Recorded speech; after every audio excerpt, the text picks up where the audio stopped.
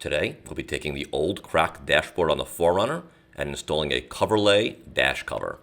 The whole process will take less than an hour from start to finish, and I'll show you exactly how to do it. Stick around. I'm installing a dash cover from a company called Coverlay. Now, this company has been around since I was a teenager, and I've always been intrigued by their products. After test fitting the dash several times on the 4Runner, I realized just how precise their molding procedure is. With installs like this, preparation is key if you want to have a great end product. Now, the dash covers are designed to go over worn, cracked dashboards, obviously, but there are some of the cracks that do need to be treated. Look for the larger cracks that tend to be heaving. In other words, cracks that are raised and are not allowing the dash to be level. And the goal here is to cut into those cracks and to try to level the dash out so the cover sits nice and flush on top. Basically what we're doing is we're taking down the high spots.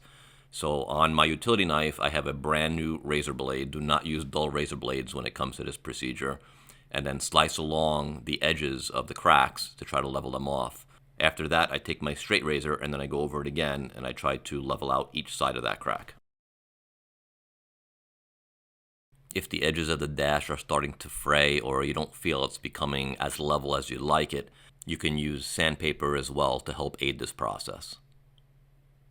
Now that you've made a complete mess from sanding and scraping, it's important to get all that dust and debris up. So get a vacuum cleaner with a nice slim attachment and make sure you get all crevices, cracks, especially where the windshield meets the end of the dashboard, because you want that to adhere correctly to the original dash cover. Take your time, make sure you get all of it up. This is a very important step.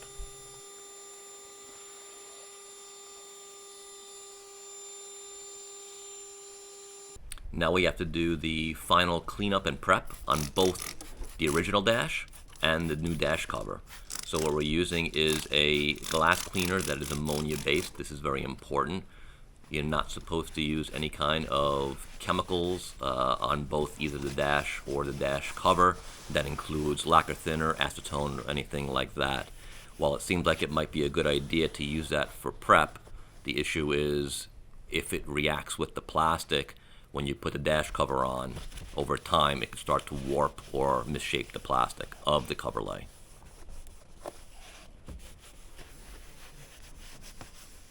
Once the original dash is completely clean and dust-free, we can now move on to the dash cover, and we're going to use the same exact glass cleaner to clean the inside where it'll adhere to the original dash.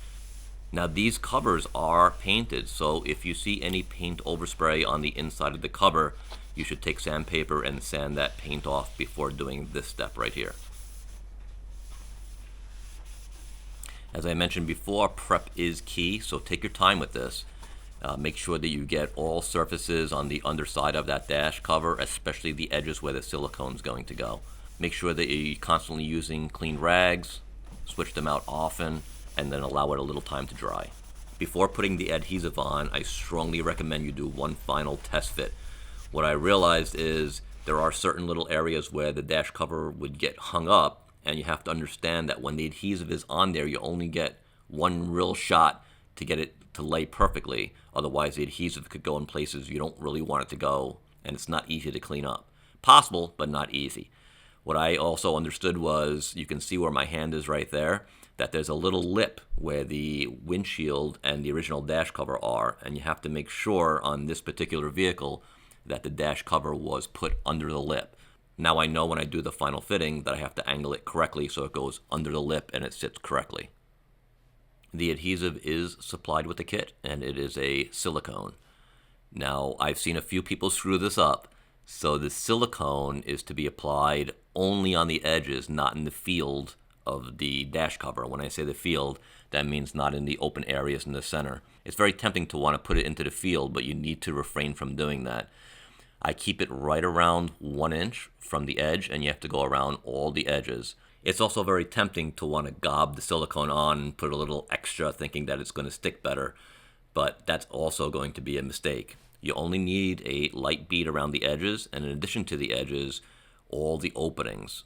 Silicone is not fast drying, so you do have time to work with this. I would suggest that you take your time, you make sure you have the correct bead, all the openings are surrounded with the silicone,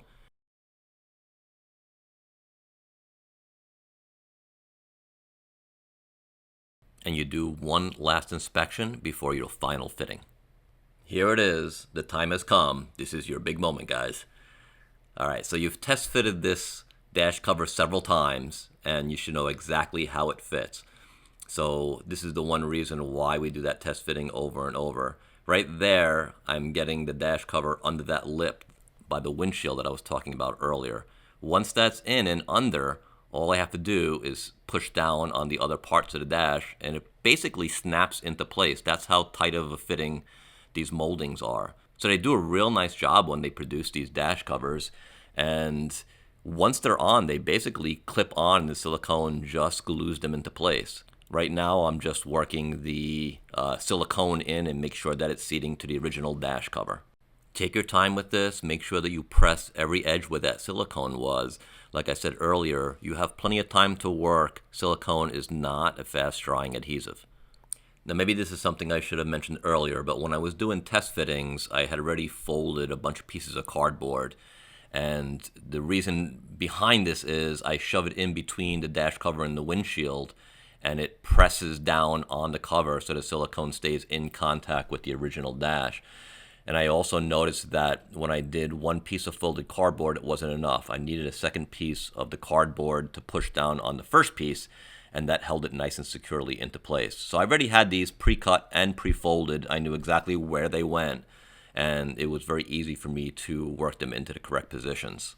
If you have a dash that's a lot longer and or flatter, you might want to put something on top of the dash cover, a little different than what I'm doing here, and then apply weight onto the cover itself.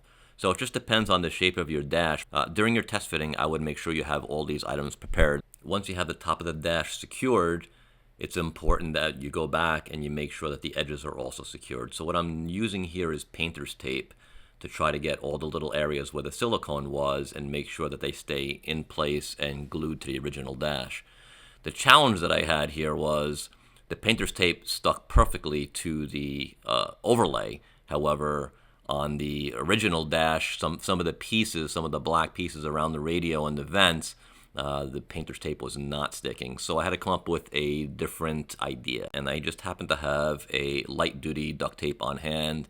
It was a low residue transfer. So I decided to roll the dice and try that out. Now, it still made me a little nervous because these dashes, these dash covers are painted, which means that if this duct tape stuck just a little bit more than I wanted it to, it could peel up the paint. So I was very careful when I did this. In most places, I actually put the black tape over the green tape that was on the dash, and then I cinched it around the original dash cover and around the vents, and it seemed to hold pretty well. So this idea did work for me. But I was checking on it constantly on the dash overlay to make sure it wasn't peeling up. All right, here is the final product. The install is quite easy if you follow the steps. The only thing that I would say that could be improved is if they offered an exact color match. You can see there is a slight variation between the grays. They do send free samples of the colors, which I did order, and there were about 5 different grays, and this was the closest to the factory gray. So even though the color match is not 100%, still overall this is a huge improvement over the cracked dash. For the price, I think with tax, it was about $182 and well worth the investment in time and money. Anyway, thanks for watching, guys, and we will see you on the next one.